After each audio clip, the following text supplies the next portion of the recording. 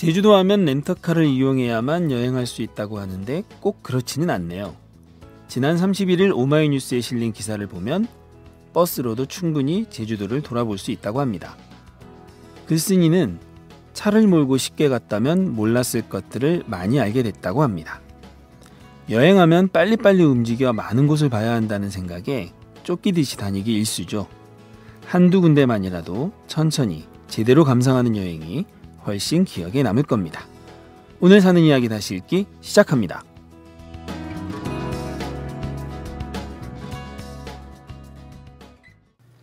안녕하세요. 사이다의 이준호입니다. 최규환입니다. 박형숙입니다. 네, 일주일 동안 잘들 지내셨죠? 네. 최규환 씨는 잘 못 지내셨나 보군요. 아무 대답이 없네. 오프닝 멘트를 들으니까 네. 좀 씁쓸해지네요. 아, 왜요? 지금 여행 가고 싶어서? 저희는 맨날 가지도 못한 여행 얘기. 네. 언젠가 한번 그런 얘기 하셨잖아요. 맞아. 오프닝하고 클로징에서 하는 얘기 거의 나랑 대부분 이준호 기자님의 삶과 무관한 얘기라고. 무관하다. 그럼 제가 뭐 이렇게 한번 노력해 봅시다. 우리 이렇게 행복해 봅시다 하면서 저는 전혀 아닌. 아, 이제 여행 좀 가고 싶네요. 아, 이게 어제 어젠가 오늘인가 출근하면서 경인고속도로를 딱 타고 오는데 주변에 가로수가 되게 예쁜 거예요. 이게 아침 일찍 출근할 때는 막 졸리고 피곤하고 이래서 잘 몰랐는데 이번 달에 제가 오후 출근을 하거든요. 그래서 점심 먹고 약간 막 햇빛도 참 예쁠 때 이렇게 딱 오니까. 그리고 어제 그제 이렇게 좀 바람이 좀 많이 불었잖아요. 그러면서 거리를 걷는데 낙엽이 막 바람이 흩날리는 걸 보면서 갑자기 그 시 있잖아요. 왠지 옷깃을 여미면서 시몬 너는 아느냐 낙엽 떨어지는 소리. 이런 거 하나도 좀 진짜 옛날 사람이다. 지금 언제적 시요 그게. 예전에 그 유머 1번지라는 개그맨에 보면 최양락이 고독한 사냥꾼이라고 해서 유머 1번지를 알아들으실 분이 얼마나 진짜 막 시집에다가 막 낙엽 끼워놓고 낙엽에다가 막 거기다 누구야 우리 우정 변치 말자. 심지어 뭐 낙엽을 코팅해가지고. 정말 옛날 사람. 네, 하여튼 그런 그 운치를. 자, 이야기가 너무 길어졌습니다. 자, 오늘 이야기 들어갈까요? 네, 오늘 이야기는 제목부터 읽어드릴게요. 14년 전 찾아온 장애. 그러나 당당하게 메달 땄어요. 자, 이게 오마이뉴스 사는 이야기의 매력이 바로 이런 게 아닌가 싶습니다. 보통 누가 어디 가서 뭐 스포츠 대회 나가서 메달을 땄다 그러면은 메달 땄습니다 하고 뭐 이렇게 그냥 남들이 써주잖아요. 직접 우리 아시안 게임에서 메달을 딴 메달리스트 국가대표가 저희한테 글을 주셨어요. 국가대표가 직접 오마이뉴스에 글을 기고했네요. 자, 그래서 10월 30일에 오마이뉴스 지면을 통해서 나간 사는 이야기고요. 인천 장애인 아시안 게임에서 휠체어 럭비 종목에서 은메달을 딴 우리 박영하 선수, 박영하 시민 기자님이 직접 써주신 글입니다. 그럼 한번 읽어보겠습니다. 우리가 진짜 국가대표가 우리한테 기사를 올린 거는 처음 아니에요? 처음 아니에요, 진짜? 진짜 처음인 것 같아요. 오마이뉴스 14년 역사상. 네, 최기하게 너무 당황하지 마시고 제가 너무 이 말을 너무 하고 싶어서 제가 또 끼어들었는데 정말 처음인 것 같아요. 저는 운동선수가 기사빨이 좋으실 줄이야. 네, 다 끼어드셨죠? 네, 다 끼어들었습니다. 정말 읽어보겠습니다. 네.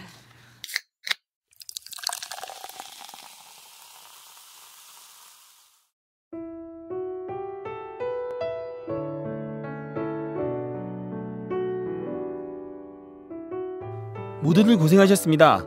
우리 또다시 만나요. 8월 강화 합숙훈련과 함께 시작돼 10월 18일부터 24일까지 열린 2014 인천 장애인 아시안 게임까지 긴 여정이 모두 끝났다.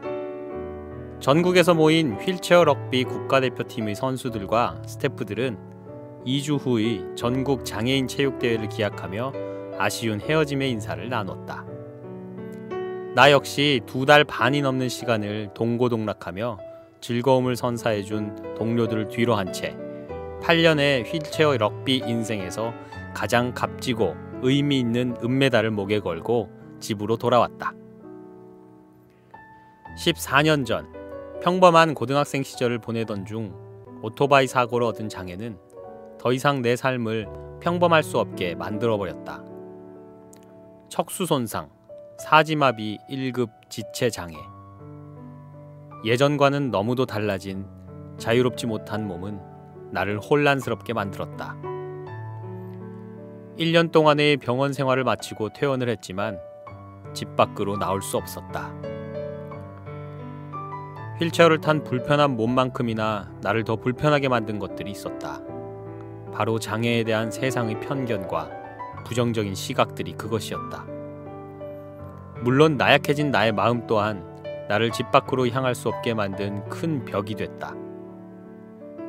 그렇게 5년이란 시간이 훌쩍 흘렀다. 시간이 흐를수록 나는 삶에 대한 자신감을 더 많이 잃었고 불안과 방황으로 하루하루를 버티고 있었다. 그런데 어느 순간 장애를 인정하자라는 생각을 하니 그 다음 세상이 보였다.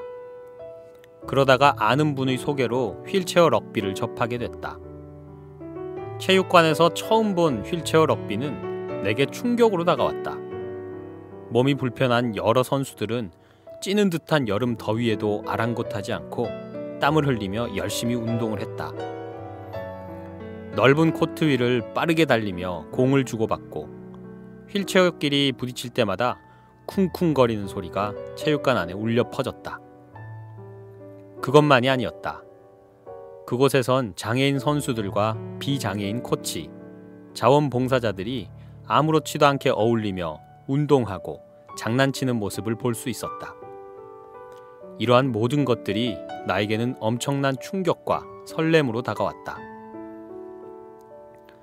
경기용 휠체어를 타고 코트 위를 달리는 것은 쉽지 않은 일이었지만 무척 오랜만에 힘들면서도 기분 좋은 상쾌함을 느꼈다. 그날 이후 나는 휠체어 럭비에 푹 빠지게 됐다. 부모님과 이모, 외삼촌이 십시일반의 마음으로 선물해준 경기용 휠체어는 나의 또 다른 든든한 몸이 되었다. 경기용 휠체어는 일반 휠체어보다 훨씬 비싸다. 일반 휠체어를 타고 연습할 수는 없다.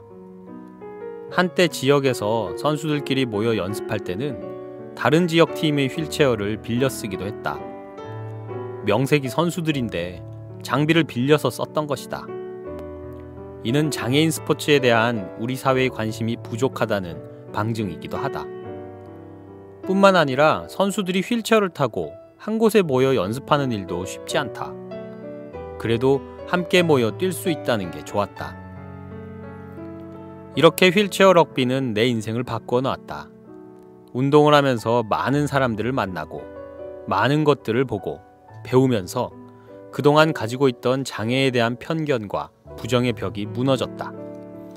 그러면서 자연스럽게 지금의 내 모습도 받아들일 수 있게 됐다. 손이 까지고 등에 멍이 드는 것은 아무런 문제가 되지 않았다. 그저 팀원들과 함께 운동하며 전국에서 열리는 대회에 출전하는 것이 너무 행복했다. 2007년부터 하게 된 국가대표 선수 활동은 나에게 또 다른 새로운 경험들을 안겨줬다. 2007년 뉴질랜드 합숙훈련과 2007년 호주, 2009년 뉴질랜드, 그리고 2011년 한국에서 개최된 아시아 오세아니아존 대회 참가는 더 많은 세상을 바라볼 수 있게 만들어줬고 삶에 대한 가능성과 확신을 심어줬다. 휠체어 럭비를 만나기 전 나에게 세상은 좁은 방 한 칸에 불과했다.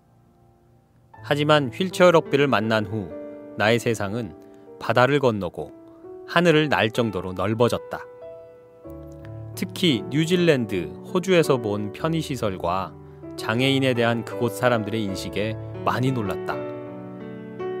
그 나라들은 어느 곳을 가든 장애인들이 휠체어를 타고 쉽게 드나들 수 있도록 돼 있었고 사람들은 우리들을 아무렇지도 않게 대했다. 8월의 무더위 속에서 시작된 2014 인천 장애인 아시안게임 대비 강화 합숙훈련. 전국에서 모인 20명의 선수들과 스태프들은 2달 반이 넘는 기간 동안 피땀을 흘리며 훈련했고 여러 시행착오를 겪으며 한층 발전된 팀을 만들어냈다. 나는 어느덧 대표팀 내에서 제일 오랜 경력을 가진 선수가 됐고 후배들에게 뒤처지지 않아야겠다는 다짐을 하기도 했다. 우리는 비록 이번에 세계 랭킹 4위의 일본은 넘지 못했지만 대한민국 휠체어 럭비 사상 국제대회 최고의 성적을 내며 대회를 마무리했다. 하지만 아쉬웠던 점도 있다. 팀 내적으론 국제 시합 경험 부족과 장비의 노후화가 아쉬웠고 외적으로는 장애인 스포츠에 대한 대중들의 관심 부족이 아쉬움으로 남았다. 대회 내내 관중석은 많이 비어 있었다. 선수들의 가족, 지인들과 스태프들이 박수를 치고 응원을 하거나 간혹 학생들이나 자원봉사자들이 단체 관람을 하는 정도였다. 부산과 창원에 사는 이모와 외삼촌은 경기를 보고 싶어도 텔레비전으로 중계를 하지 않아 볼 수가 없다고 했다. 외삼촌은 경기 때마다 결과가 궁금해서 협회에 전화를 해서 물어봤다고 한다. 9월 19일부터 10월 4일까지 열린 인천 아시안게임과 비교하면 서글플 정도의 소외였다. 이번 2014 인천 장애인 아시안게임 휠체어 럭비 은메달은 그 어떤 금메달보다 값지고 의미 있는 대한민국 휠체어 럭비의 역사이며 휠체어 럭비인 모두가 일궈낸 땀의 결실이다. 최고의 순간에 함께했음을 영광으로 생각하며 대한민국 휠체어 럭비인 모두에게 감사드린다. 2주 후 열리는 전국 장애인 체육대회에서는 모두가 각자 지역의 대표로 나와 실력을 겨루게 되지만 또 한 번 멋지고 소중한 추억을 만들 수 있다는 생각에 벌써부터 가슴이 설렌다. 내가 너무나 사랑하는 휠체어 럭비. 휠체어 럭비를 통해 즐거움과 행복을 느끼는 이들이 더욱더 늘어나길 간절히 바라며 대한민국 휠체어 럭비 파이팅!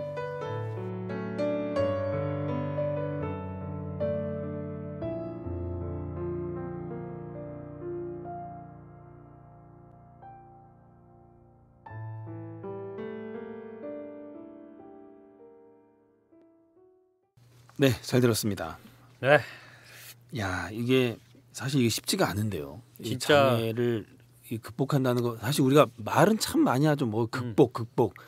근데 사실 뭐 저는 아까 서두에서도 얘기했지만 제가 뭐 말한 거하고 제가 직접 해본 거하고 거의 없어서 참 뭘 극복해 본 적이 별로 없거든요. 우리 진짜 이 하루하루를 극복하기도 너무 힘든데. 야, 이거 제가 진짜, 그래서 오기 전에 장애라고 하는 사전의 의미를 찾아봤습니다. 아, 그래요? 거기 뭐라고 돼 있냐면요. 신체 일부에 장애가 있거나 정신적으로 결함이 있어서 일상생활에 제약을 받는 사람을 말합니다. 저는 후자에 해당하는 것 같아요. 저는 일상생활에서 늘 제약을 느끼거든요. 박윤수 씨 얼굴 보면 그렇게 안 보이는데 항상 웃고 있는데 그게 애쓰고 살아가고 있습니다. 그거구나. 조용필 노래처럼 웃고 있지만 눈물이 난다 뭐 그런 거구나. 그 겨울의 네. 찻집인가요? 그 겨울의 찻집이죠. 그 노래 들을 때마다 울컥합니다. 울컥해요. 한 소절만 짧게 한번 해주시죠. 저는 절대 안 합니다. 저는 내키지 않아요 지금은. 그래요? 네. 뭐 소주 한 잔 들어가야 나오죠. 그렇지. 네, 그나저나 이 럭비라는 운동이 굉장히 이 격렬한 운동이잖아요. 네. 근데 선뜻 저희는 상상이 안 가요. 어떻게 휠체어를 타고 그 럭비를 하지? 막 태클도 하고 막 이거 뭐야? 트라이 막 공 막 찍고 막 넘어지고 난리 나는데. 이게 이 휠체어가 좀 특수 휠체어예요. 네. 그래서 바퀴도 약간 무슨 특수 재질처럼 이렇게 돼 있는 것 같아. 하여튼 그거를 가지고 막 이렇게 몰면서 네. 선수들이 그러니까 사실 선수들이 몸으로 뭐 이렇게 일반 럭비처럼 부딪히는 건 아니고 휠체어끼리 부딪히면서 일종의 이제 진로를 막는 거지. 그 공을 잡고 있는 선수가 휠체어를 몰아서 결승 라인까지 가기 전까지 상대팀 선수들이 휠체어로 해서 그걸 앞을 막는 거예요. 그럼 그 선수들은 그걸 피하거나 공을 딴 데한테 줘서 그래서 이제 몰고 가서 결승 라인까지 들어가면 이기는 거죠.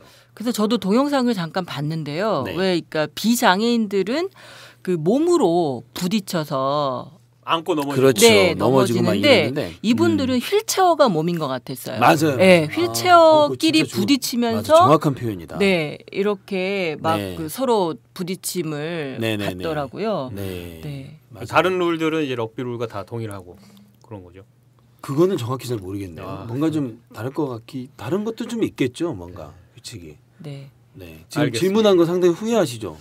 네, 질문을 하면서 너무 깊이 들어갔다. 우리가 되게 얕은 사람들인데. 그렇죠. 제가 너무 이제 그죠. 과대평가했구나라는 생각을 제가 했죠. 너무 신나게 얘기해서 많은 저는 걸 알 거라고 조금 생각을. 알아보긴 했는데 자신이 없어서 말을 못 하겠네요. 어디까지 알아봤는데 약간 규칙이 좀 다른 건 네, 그러니까 있죠. 8분씩 피어리어드 뭐 네. 이렇게 진행이 되는. 예. 영어 쓰기 잘라주세요. 상당히 힘들죠. 근데 이럴 줄 알고 안 하려고 안 자른다니까 우리 이런 거 없어. 그래서 하여튼 피어리어드. 네네 그렇게 진행되는 거더라고요. 그래서 룰이 일반 저기 럭비하고는 네, 다르더라고요. 그렇겠죠. 네네네. 아마 좀 차이가 좀 있을 거예요. 네, 그래서 이 선수들은 네. 그 부딪힘을 굉장히 즐긴다고 하더라고요. 이렇게 인터뷰 나온 거 보고 하니까 그래서 그 바퀴가 네.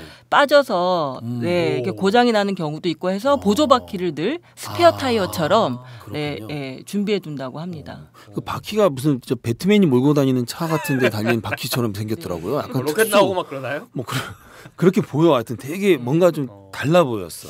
그럼 동영상 한번 찾아봐야 되겠네요. 되게 한번 궁금하네요. 보세요. 되게 흥미진진합니다. 네, 네. 자, 그럼 좀 더 자세한 이야기는 우리 이 글을 쓴 우리 국가대표 국가대표. 박영하 국가대표와 직접 인터뷰를 해서 이야기를 들어보도록 하겠습니다. 박영하 기자님 안녕하세요. 예, 안녕하세요. 네, 반갑습니다. 네, 안녕하세요. 반갑습니다. 네, 먼저 자기소개 좀 부탁드립니다. 예, 안녕하세요. 저는 이름은 박영하라고 하고요. 네, 지금 경남 양산에 살고 있고, 네, 그리고 휠체어 럭비 운동하고 있고, 네. 장애 인식 개선 강사 활동도 하고 있습니다. 아, 그러시군요. 예, 네. 자, 그럼 글 이야기로 좀 바로 들어가서요.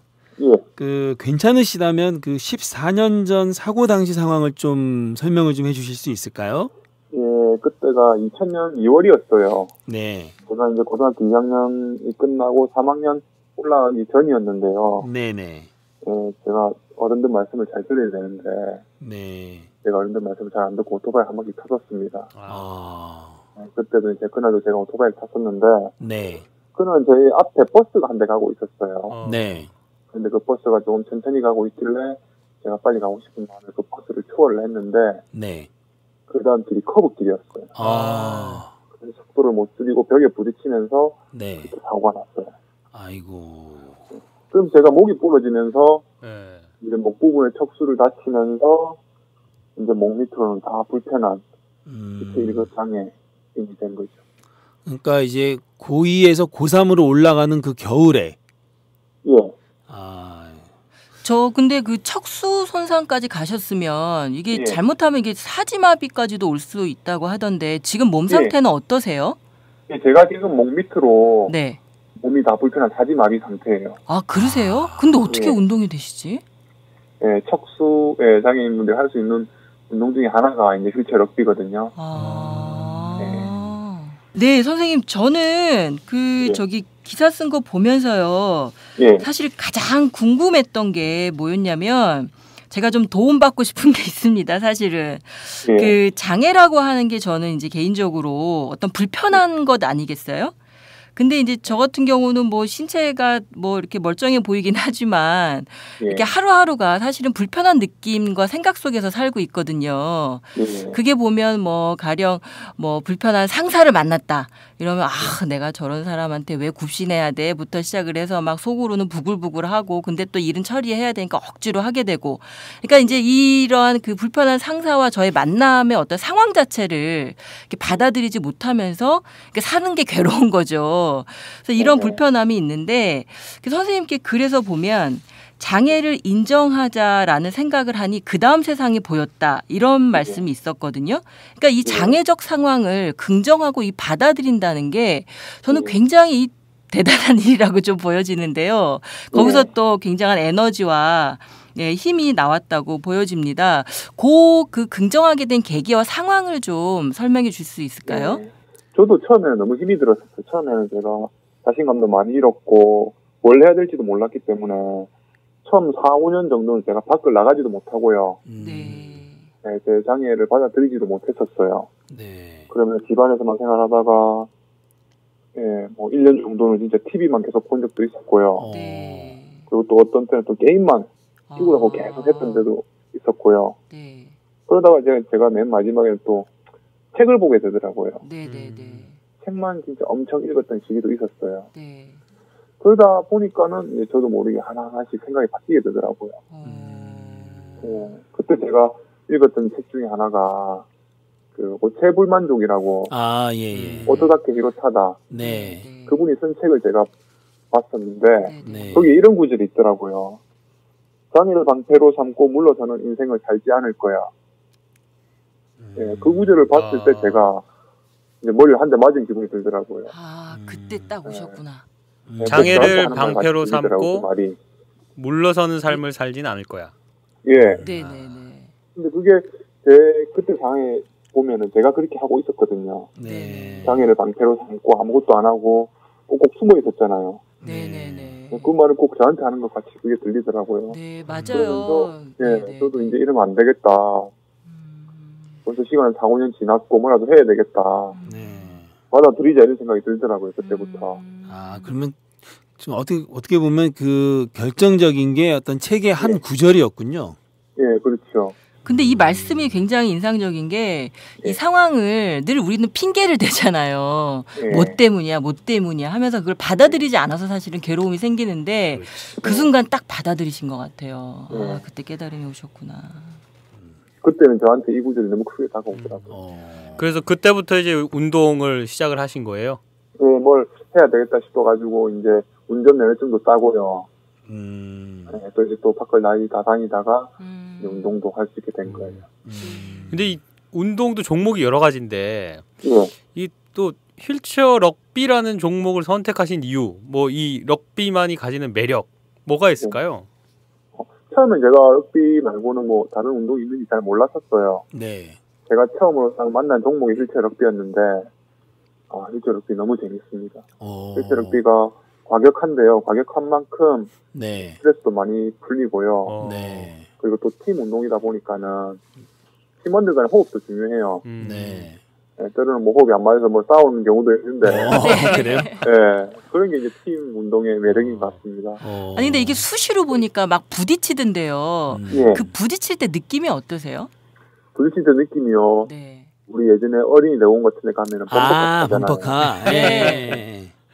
그런 거랑 비슷한데 그것보다 훨씬 더 좋아요. 느낌이. 짜릿하시겠군요. 아주. 아니 근데 네, 하다 보면 휠체어끼리 부딪혀서 휠체어가 부서지거나 이럴 때도 좀 있다는 것 같은데. 예, 넘어지는 경우가 종종 있거든요. 그러면 스태프들이 와서 이렇게 세워주고요. 네. 또 그렇게 부딪히는 경우가 많다 보니까는 나중에는 또 휠체어가 조금 문제가 생기는 경우도 있죠. 그렇군요. 네. 네. 그 선수 외에도 여러 일을 하시는데요. 예. 그중 국립재활원 장애 발생 예방 교육도 하고 계시잖아요. 예. 이 일이 어떤 일인가요? 예, 제가 이제 이렇게 장애를 입고 처음에 제가 장애를 못 받아들였잖아요. 네. 그게 다 지금 생각해보면 제가 너무 몰랐기 때문에 그랬다고 생각을 해요. 네. 장애에 대해서도 몰랐고 장애인이 뭘 할 수 있는지에 대해서도 몰랐기 때문에 네. 예, 그렇게 생각을 했었던 것 같고 또 지금 또 많은 비장애인 분들이 또 장애와 장애에 대해서 잘 모르고 있기 때문에 장애에 대해서 뭐 오해나 여러 편견들을 많이 가지고 있는 것 같아요. 네. 예, 그래서 제가 이제 운동하면서 또 이제 이쪽으로 공부도 해서 지금은 장애 인식 개선, 장애 발생 예방과 같은 그 장애 관련 교육도 하고 있거든요. 네. 이 교육은 이제 저와 같이 이렇게 사고나 뭐 그런 것들로 장애를 입게 된 분들이 이제 비장애인 분들을 찾아가서 저희 이야기 들려주고 그리고 또 장애 인식 개선에 관련된 내용을 전해주는 그런 교육이거든요. 예, 지금 그런 일도 많이 하고 있습니다. 저 박영아 선생님, 그 정작 이제 본인은 이제 긍정을 하고 극복을 했지만 또 그러한 교육 활동을 통해서 사회적 인식 개선을 위해 노력하시지만 수시로 이 장애를 바라보는 시선 때문에 이게 좀 스트레스 많이 받으실 것 같아요. 그럴 때 어떻게 그걸 또 이렇게 해소를 하시나요? 예전보다는 이 장애에 대한 인식이 많이 좋아진 것 같아요. 네. 근데 지금은 뭐 딱히 제가 기분 나쁠 정도로 뭐 그런 경우는 자주 없는 것 같고요. 그런 일이 만약에 생긴다 하더라도 뭐 사람은 다 뭐 같을 수가 없는 거잖아요. 이런 사람도 있고 저런 사람도 있지 뭐 그냥 그렇게 생각하고 넘기지. 네, 아이고 대단하십니다. 이 그래요. 예. 그 뭐 이모, 외삼촌 막 이런 가족분들 이야기가 좀 나오더라고요. 그래서 사실 이 운동을 하고 이러면 또 격렬한 운동이고 이러니까 또 운동하는 거에 또 걱정을 또 하실 것 같기도 하고. 이 자리를 빌어서 분명히 이 방송을 들으실 것 같은데 이 자리를 빌어서 그 가족분들에게 앞에 계신다 생각하고 한마디만 해주시죠. 제가 이렇게 사고를 당하고 장애를 입고 나서 저 혼자만 힘들었던 게 아니거든요. 그렇죠. 저희 가족분들하고 저희 주위에 있는 모든 분들이 다 같이 고생을 많이 하셨어요. 네. 제가 지금 이 자리에 이렇게 된 것도 다 그분들 도움이 있어서 이렇게 된 걸 생각하고 있고요. 네. 너무 진짜 고맙게 생각하고 있습니다. 요번에 글에 뭐 이모하고 외삼촌이 많이 나왔는데, 네. 이모하고 외삼촌뿐만 아니라 다른 분들도 다 저를 많이 응원을 많이 해주고 계세요. 모든 분들이 저한테 아주 큰 힘이 되고 있습니다. 네. 너무 감사하고 제가 이 자리에서 다시 한번 말씀드리고 싶네요. 네. 네. 저희 그럼 마지막으로 네. 지금 인천 장애인 전국체전 지금 시합 앞두고 계시잖아요. 예. 아시안 게임에서는 은메달 따셨는데 이제 경남 대표로 이제 출전하는 이번 전국체전에서는 목표는 뭡니까? 저희 목표는 올해는 금메달입니다. 그렇군요. 네. 알겠습니다. 경기 좀 있으면 경기를 치르시죠? 예. 예, 경기 앞두고 이렇게 인터뷰 응해 주셔서 고맙습니다. 네. 꼭 저야말로 이렇게 인터뷰 기회를 주셔서 너무 감사합니다. 저희가 고맙죠. 네. 그래서 오늘 그 경기 잘 치러셔서 꼭 금메달 따시기 바랍니다. 고맙습니다. 네, 감사합니다. 감사합니다. 네. 네.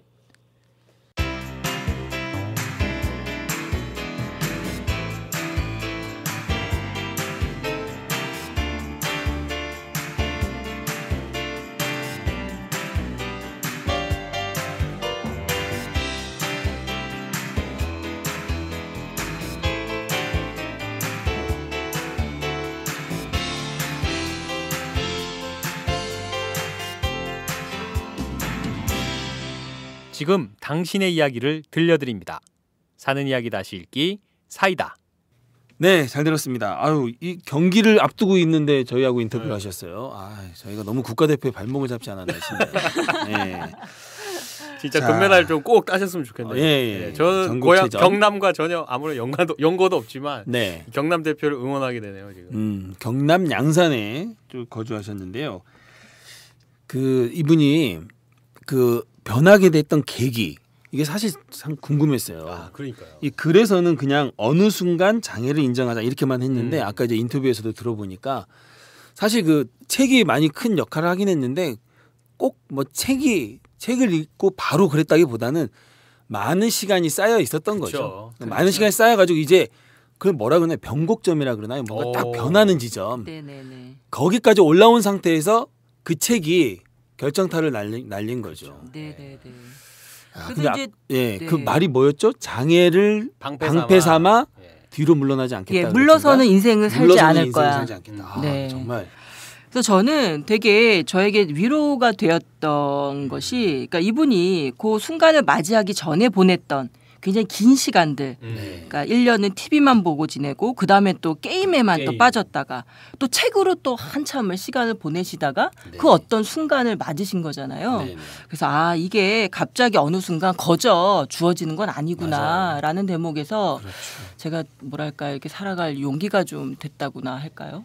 그렇습니다. 저는 이런 생각도 좀 들었어요. 그러니까 불가피하게 시간이 좀 필요한 문제가 있다. 그렇죠.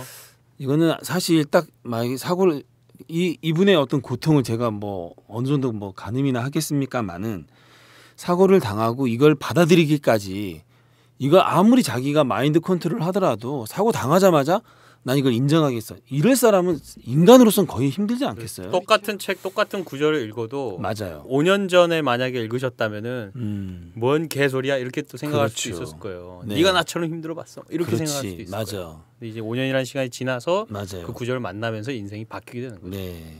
고통이 이제 막 쌓이다가 어느 한계점에서 그렇게 이제 인정하게 되는 거죠. 사실 어떤 문제를 내가 그렇다는 걸 인정하는 것까지가 제일 어렵다면서요. 인정하고 나면 그 다음부터 이제 변화가 시작되는데 거기까지 가기가 참 어렵다는데. 그렇죠. 보통 사람들은 평생 살면서도 한 번도 그런 순간을 맞이하지 못하다가 결국 가는데 사실은 이 보통분이 아니시죠. 그렇죠. 참 대단하십니다. 그리고 막 그래서 그리고 이분 왜 이렇게 글도 잘 써? 국가대표. 야 글도 거의 국가대표급이야. 여기 보면 저 이 말 있잖아요. 휠체어 럭비를 만나기 전 나에게 세상은 좁은 방 한 칸에 불과했다. 그런데 휠체어 럭비를 만난 후 나의 세상은 바다를 건너고 하늘을 날 정도로 넓어졌어요. 야, 이경지가 저도 이경지 한번 가보고 싶은데요. 책을 1년 내내 책만 읽으셔서 이 문장이 이렇게 좋아하신 그런 거예요. 야, 그럴 수도 있겠네요, 진짜. 바다를 건너고 하늘을 날 정도로 넓어졌다는 건 이거 예전 그 도덕 교과서에 나왔던 호연지기 수준인데 거의 이거. 호연지기 들어보셨죠? 도교. 네. 자기가 경험한 것이어서 네. 이런 살아있는 말들이 나오는 것 같습니다. 네, 정말 대단하십니다. 댓글도 응원하는 댓글이 좀 있었죠. 네, 이분은 댓글 달아주신 분이 이 박영하 시민 기자님을 아는 분이신 것 같아요. 그래요? 네, 어떻게 뭐라고 달렸어요? 딱 두 문장을 남겼거든요. 네. 너무 감동적이네요. 행님, 형님도 아니에요. 행님. 행님 대단합니다. 바로 이제 본토 발음 바로 나오네. 대단? 네이티브 스피커. 경남 쪽이니까 네. 행님 대단합니다. 대단합니다. 예. 예. 이렇게 남겨주셨어요. 예. 사실 뭐 어떤 말이 긴 말이 뭐 필요합니까? 행님 대단합니다. 이 말이면 다 설명하죠. 예. 이분 아이디를 좀 저희가 소개를 해드렸어야 뭐 술이라도 사실 텐데. 혹시 뭐 뒤늦게라도 알려주시고 싶으면 알려주십시오. 네네. 네. 하여튼 그 이번에 장애인 아시안 게임에서 그 대한민국 이 럭비 팀으로서는 처음으로 이제 은메달 최고 성적을 거뒀다고 했는데요. 사실 장애인 아시안 게임 뭐 여기 글에도 써 있다시피 사실 관심을 많이 못 받잖아요. 네, 그렇죠. 네, 그래서 여기서도 그렇게 얘기하셨더라고요. 소외감이 너무 서글플 정도였다. 이렇게 얘기를 했는데 뭐 언제 끝났는지도 뭐 모르는 사람들도 있으니까. 이번 인천 장애인 아시안 게임이 네. 2회더라고요. 2회예요? 네, 그러니까 지난 4년 전, 그러니까 광저우 아시안 게임 이후 직후에 열린 그 아시안 게임이 처음이었고요. 예, 이번 인천이 두 번째, 그리고 이제 다음에는 인도네시아에서 예, 열린다고 합니다. 저도 생각보다 굉장히 역사가 이 장애인 아시안 게임은 짧구나 이렇게 좀 봤는데요. 아니, 제가 아까 뭐 아시안 게임 잘 모른다고 하는데 저도 진짜 너무 몰랐네. 진짜 몰랐네. 아니 저는 항상 올림픽 하면 올림픽 끝나고 바로 그죠? 패럴림픽을 하잖아요. 네. 그래서 아시안 게임도 하면 바로 이어서 하는 걸로 계속 생각했는데 그 전에는 그냥 아시안 게임만 하고 올림픽은 이제 바로 이어서 한 네. 역사가 긴데 아시안 네. 게임은 예, 그렇지 않았던 것 같습니다. 그래서 표어는 굉장히 멋져요. 열정의 물결 이제 시작이다. 예. 인천이라서 거기도 물결이 들어갔군요. 바닷가 있는 도시. 바다 도시라서 네. 물결. 네. 그래서 제가 관련된 기사는 좀 찾아봤는데 네. 뭐 대체로 그 가장 많은 기사는 이제 청와대에서 박근혜 대통령과 네. 이 선수단이 격려 오찬을 했다.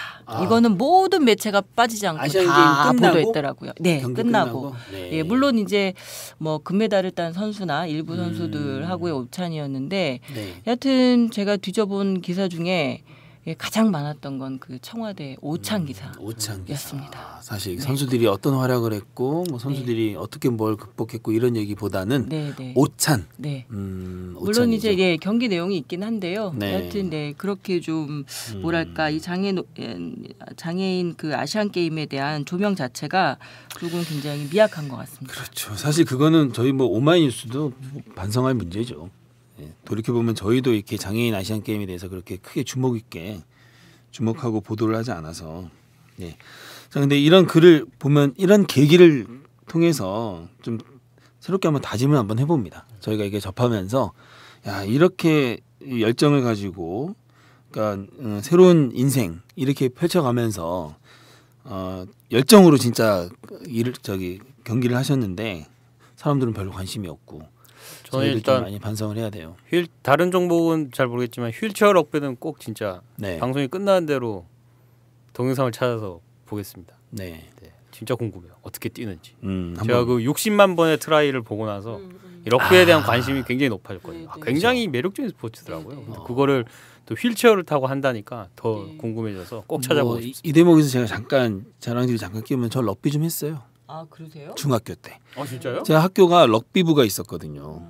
근데 제가 1학년 들어가자마자 저는 운동 원체 싫어하는데 덩치가 좀 있었거든. 제가 그때도 얘기했잖아요. 제가 중고등학교 때 엄청 뚱뚱했다고. 그러니까 그때 강제 차출. 본인의 의사는 관계 없어. 무조건 너 해. 안 하면 막 럭비부 형들 와가지고 막 위협하고. 그래서 한 몇 달 하다가 제가 울고불고 못하겠다고 해서 그래서 빠졌죠. 럭비 너무 힘들어. 네. 자, 오늘 기사 이야기는 여기까지 하겠습니다. 여러분은 지금 본격 시사 타치 생활감성 수다쇼 사이다를 듣고 있습니다. 자, 다음은 알려주세요. 자, 네. 알려주세요 코너인데요. 10만인 클럽의 또 좋은 소식을 하나 제가 가지고 왔습니다. 계속 소식이 나오네요. 네. 보신 분도 많으실 텐데요. 최병성 기자라고 네. 예, 아주 굉장히 뭐랄까 오마이뉴스가 배출한 스타 신문 기자시죠. 네. 이명박 저격수. 지금도 그 별명이 기억나요. 네. 근데 이번에는 또 누구를 저격하고 있냐면요. 네. 시멘트 업계를 상대로. 원래 네. 최병성 목사님이 시멘트로 시작을 하셨어요. 아, 그러셨나요? 네. 그래서 이제 우리 집에 방사능이 나온다면이라는 주제로 이 쓰레기로 만들어지는 아파트에 대한 탐사 보도를 지금 네네네. 하고 계신데요.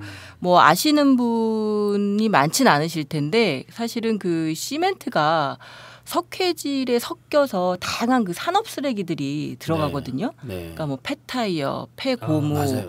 심지어 이제 그렇다고 하더라고요. 국내 산업 쓰레기뿐만 아니라 일본에서 수입된 예, 폐산업 폐기물들이 같이 섞이고 있는데 공교롭게도 일본에서 그런 산업 쓰레기를 수입하는 나라는 전 세계적으로 우리나라뿐이 없더라고요. 일본이 굉장히 큰 돈을 주고 그 쓰레기를 버린답니다. 근데 아시겠지만 일본이 방사능이 굉장히 그렇죠. 심각한 나라인데 그래서 그러한 여러 가지 문제들을 전국을 돌아다니면서 그런 산업 쓰레기를 싣고 나르는 차도 추적하고 네. 그 집도 직접 가서 방사능 기계로 재보고 얼마나 나오는지 수치가 뭐 이러저러하게 또 환경부와도 싸우고 또 업계와 소송도 또 걸려가면서 근데 모든 게 다 승소하셨죠. 네. 그래서 그러한 내용들을 지금 다음에서 이렇게 연재를 시작하셨는데 거기에 이제 반응이 굉장히 뜨겁습니다. 그러면서 이 기자 최병성 기자를 후원하는 시민들이 엄청난데요. 이른바 이 펀딩 기사를 네. 이제 시작하신 건데 지금 현재 첫 기사를 썼을 뿐인데도 600만 원이 훌쩍 넘어섰거든요. 그래요? 예, 그래서 최병성 기자가 이 비용을 통해서 본인이 이제 방사능 측정 기구도 사고 또 전국을 이렇게 돌아다닐 수 있는 취재비로 쓰겠다라고 이제 약속을 하고 네. 기사를 연재 시작을 했는데 이렇게 네네. 호응이 좋아서 야. 굉장히 기쁩니다. 네. 저는 최병성 기자님 하면 그거 생각나요. 언론중재위에 올라갔어요. 그 기사로. 그랬더니 언론중재부장이 최병성 기자를 잘 몰랐던 거지. 아니 목사님이신데 시멘트에 대해서 뭐 아시면 얼마나 아신다고 이런 식으로 이제 얘기를 했나 봐. 그런 직접은 아닌데 하여튼 그런 뉘앙스로. 야, 큰 실수를 저질렀어. 그랬더니 상대 측 시멘트 회사 임원이 나왔거든요. 네네. 이 중재 신청을 했던 그 임원이 그랬대요. 근데 이분이 국내에선 제일 잘하실 겁니다. 이랬다는 거예요. 상대편에서. 네네. 그 정도로 자료를 꼼꼼히 네. 찾아서 읽어보시고 이렇게 취재를 하시는 거잖아요. 시멘트 업계에서 아니 근데 시멘트 그게 옛날 얘기에서 지금은 많이 개선된 줄 알았더니 여전한가 보죠. 아니요, 그렇지 않습니다. 아, 네. 큰일이네. 네. 그래서 어쨌든 이 시민들의 바램을 담아서 최병성 기자가 앞으로 열심히 네. 더 추적 보도하실 예정입니다. 많은 응원 부탁드립니다. 네, 많은 응원 부탁드립니다. 네, 오늘 또 알려주세요에는 저희 청취자분들이 뭐 보내주신 게 없어가지고 네. 10만인 클럽에서 네. 자랑하고 싶은 걸 자랑을 했습니다. 네. 여러분들도 좀 보내주세요. 이렇게 그냥 뭐 자기 아는 사람 누구 뭐 잘 나간다 뭐 이런 거 자랑도 해주셔도 되고요. 네. 네, 자식 자랑, 뭐 마누라 자랑 뭐 다 좋습니다. 네. 네, 청취자 여러분이 알리고 싶은 이야기를 저희한테 보내주시면은 저희 목소리로 세계 만방에 알려드리겠습니다. 행사 소식, 모금운동, 집회 안내, 모임 홍보, 구인구직, 사랑 고백, 감사 인사, 자식 자랑, 첫사랑 찾기, 회사 뒷담화 뭐든 숨 좋습니다. 넘어가겠어. 요 랩을 좀 배울까봐요. 자기가 알리고 싶은 이야기를 200자 안팎으로 써서 저희한테 보내주시면 저희가 전해드리겠습니다. 보내주실 곳은 청취자 퀴즈와 같습니다. 사는 이야기 페이스북 페이지나 카톡으로 보내주시면 되는데요. 페이스북에서 사는 이야기 이렇게 검색하시면 되고요. 카카오톡 아이디는 오마이사이다 OHMYSAIDA입니다. 사이다 소리나는 대로. 글 올리실 때 알려주세요라는 머릿말을 달아서 올려주시면 저희가 더 눈에 잘 띄겠죠? 참여해주신 분들 중에 한 분을 추첨해서 오마이뉴스의 자발적 구독료를 내는 훌륭한 시민들의 뉴스 공동체 10만인 클럽에서 만든 예쁘디 예쁜 다이어리북을 선물로 드리겠습니다. 참여 부탁드립니다. 지금 안내하실 때 이제 참여하신 분들 중에 한 분을 추첨이라고 했는데 추첨할 필요가 없을 것 같아요. 그냥 참여하시면 바로 드립니다. 현재로선. 자, 이제 마무리할 시간인데 그 전에 우리 그 저번 방송에 대한 청취 소감이 좀 있네요. 좀 잠깐 소개하고 마무리하겠습니다. 네, 박민호님입니다. 저희 최근에 떠오르는 애청자 중에 애청자. 네. 이 애청자분들 중에도 약간 흐름이 있어요. 맞아요. 굉장히 열성적으로 이렇게 참여하시다가 네. 어느 순간 보면 또 요즘 뭐 하시나 하고 맞아요. 이렇게 또 좀 사라지시고 하는데 맞아요. 그런 분들이 있어요. 예, 최근에 아주 열심히 저희한테 의견을 주시는 분이죠. 네. 최근에 좀 정신이 없어서 세 개를 몰아들었어요. 오. 3주나 밀렸나 생각하다가 깨달았죠. 주 2회였다는 걸. 방송을 듣다 보니 제 이름이 종종 나오더라고요. 바쁘다는 핑계로 모니터 요원 역할을 잠깐 소홀했던 점 반성합니다. 반성하십시오. 미쿡에 있는 조경 친구가 부천으로 돌아오면 함께 만나서 소주 한잔 할 수 있는 건가요? 오. 같이 방송 출연 신청하고 싶어요. 아유, 좋습니다. 남자는 네. 반기시지 않겠지만 그래도 나중에 한 번만 제발요. 유유. 이렇게 보내주셨습니다. 이게 제가 부천에 살아서 네. 예, 부천에서 소주 한잔 하자고 이렇게 네. 또 해주셨네요. 얼마든지 환영합니다. 얼마든지 환영하고요. 방송 출연 환영합니다. 아이고 전화 연결이라도 한번 해봤으면 좋겠어요. 저는 되게 궁금해요. 그럴까요? 어떤 분인지. 나중에 진짜 이 애청자들하고도 전화 연결 한번 해볼까? 네, 한번 연락을 그것도 해서. 괜찮겠네요. 네. 네. 또 다른 소감이 있죠? 네, 지난 41회 그 엄마와 수희에 대한 이야기 기억하시죠? 중국산 수희. 네. 엄마랑 같이 세 딸과 엄마가 수유를 맞추러 갔던 그 이야기 써주셨던 김혜원 시민기자 네. 분 이야기였는데요. 그 방송에 대해서 대구에 사시는 저희 이분 진짜 애청자 중에 레알 애청자입니다. 한 회도 빠지지 않고 방송이 업데이트되면 그날 즉시 다 들으시는 이희숙님이 이분도 전화해야 돼요. 예, 이분 전화 제 아내가 종종 합니다. 저희 엄마거든요. 최기아 기자 엄마. 네. 이렇게 남겨주셨어요. 사실 제가 웬만하면 저희 엄마가 남긴 소감은 소개를 잘 안 하려고 하는데 네. 이번 거는 좀 소개를 해야겠다 싶어가지고 네. 좀 멋있는 말을 하셨어요. 죽음을 생각하면 언제 죽느냐가 아니라 어떻게 죽느냐가 문제다. 이거 제가 맞아요. 제가 정말 공감해요. 그러고 나서 이렇게 딱 남겨주셨어요. 화장을 해서 따뜻하고 앞이 환히 트인 양지 쪽에 뿌리든지 말든지 다음은 알아서 하시오. 옷은 내가 입던 옷. 어머니 진짜 멋지시다. 네. 어머니 연결하죠 한번. 네. 한번 연결하죠. 네. 조금 더 숨겨놓고 싶어요. 저희 어머니가 예전에 이제 그 코미디언을 하고 싶어가지고. 오 그래요? 굉장히 끼가 많으시거든요. 그거 어떻게 그걸 다 참고 빨리 사셨대? 가요. 빨리 갑시다. 학교 때 뭐 오락부장 뭐 이런 거. 이야. 막 그 산에 학교 땡땡이 치고 산에 올라가서 카세트 틀어놓고 춤추고 막 이런. 하여튼 그런 분이셔서 아이고. 아마 이거 연결하면 막 웃기고 싶어가지고 안달이 날 거예요 아마. 한번 해요 그러면. 조금 더 숨겨놨다가 정말 더더욱 저희가 할 게 없을 때 팟캐스트 순위가 500이 밖으로 다시 밀려난다면 그때 한번 다시 구원투수로. 네. 오늘 정말 대단하시네요. 그러니까 아직 뭐 이런 얘기 굳이 하실 연세가 아니신데 뭐 또 이런 얘기를 또 했네요. 참 정말 어머니 멋지십니다. 자, 이제 마무리를 할까요? 어리석은 세상은 너를 몰라. 누에 속에 감춰진 너를 못 봐로 시작하는 버터플라이란 노래가 있습니다. 그렇습니다. 어리석은 세상이 모를 뿐입니다. 세상이 차갑게 등을 보여도 용기 잃지 마시고 내 안의 가능성을 믿고 당당하게 앞으로 나아가시기 바랍니다. 오늘 방송 마칩니다. 이 방송은 10만인 클럽 회원들의 후원으로 만듭니다. 회원 가입 문의는 02733-5505 내선 274번으로 하면 됩니다.